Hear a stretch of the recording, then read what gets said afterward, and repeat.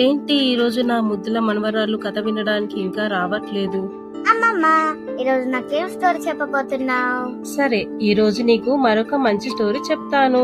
అది కూడా మన టేల్ ట్రీ స్టోరీస్ నుండి.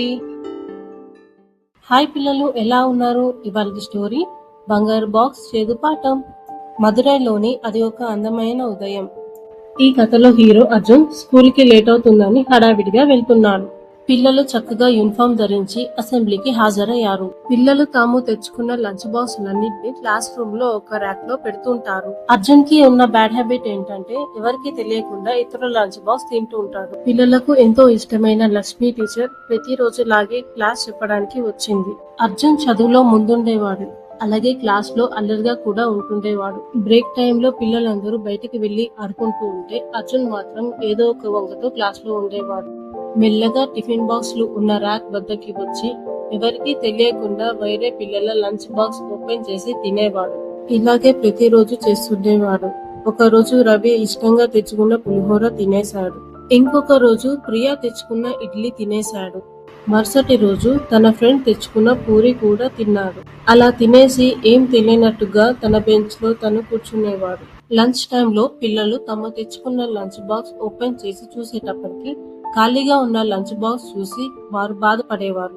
ఇది గమనించిన టీచర్ అర్జున్ కి బుద్ధి చెప్పాలని స్మార్ట్ గా ఒక ప్లాన్ వేసింది.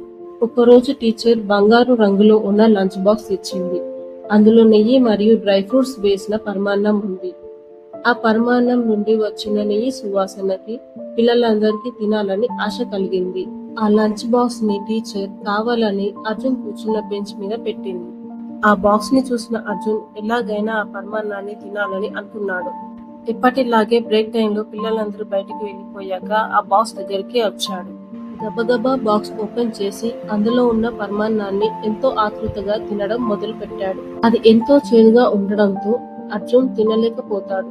అది చూసిన టీచర్ అర్జున్ తో తను కావాలని అలా చేశానని, వేరే వాళ్ళ బాక్స్ తినడం వల్ల వారికి ఆకలితో పాటు బాధ కూడా వేస్తుందని అర్జున్ కి అర్థమయ్యేలా చెప్పింది. తన తప్పును తెలుసుకున్న అర్జున్ చాలా బాధపడ్డాడు. అలా బాధపడుతున్న అర్జున్ తో రవి ఓదార్స్తూ తన లంచ్ బాక్స్ ని షేర్ చేసుకుంటాడు. మరుసటి రోజు నుండి అర్జున్ తన లంచ్ బాక్స్ క్లాస్ లో పిల్లలందరితో షేర్ చేసుకుంటూ మంచి బాలుడుగా ఉండడంతో ఈ కథ ముగుస్తుంది.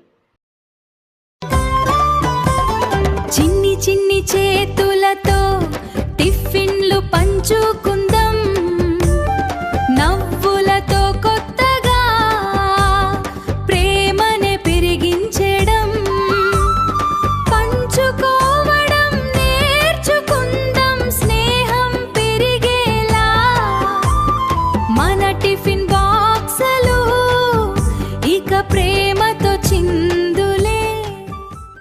హాయ్ పిల్లలు, we hope you guys like the video. ఈ కథ వల్ల మనం నేర్చుకుంది పంచుకోవడంలోనే నిజమైన ఆనందం ఉంది. ఇతరుల వస్తువులను ఆశ్రయించడం మనకు చేదు అనుభవాన్నే మిగులుస్తుంది.